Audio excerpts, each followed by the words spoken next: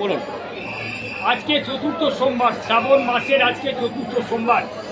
প্রথম সোমবার ভিড় হয়েছিল যথেষ্ট, দ্বিতীয় সোমবার তার থেকেও বেশি ভিড়, তৃতীয় সোমবার তার থেকেও বেশি ভিড়, এবং আজকে চতুর্থ সোমবার অকল্পনীয় ভিড়।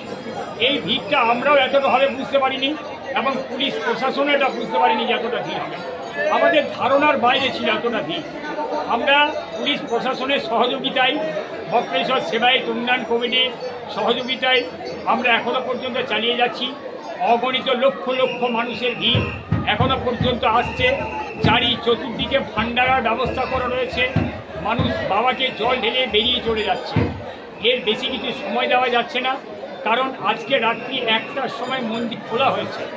রাত্রি 1টার থেকে এখনও পর্যন্ত কন্টিনিউ চলছে। এই ভিড়টা কতক্ষণে যে শেষ হবে আমাদের ধারণার বাইরে। এই ভিড়টা আমরা আশা করতে পারিনি। সুতরাং যাত্রী যারা আসছে তাদের সঙ্গে ভালো ব্যবহার করে, যাত্রীরাও ভালো ব্যবহার করে আমাদের এই ব্যবস্থাটা কিন্তু এখনও বাবার পুজো চলছে। আপনার নাম? আমার নাম দেবনাথ মুখার্জি।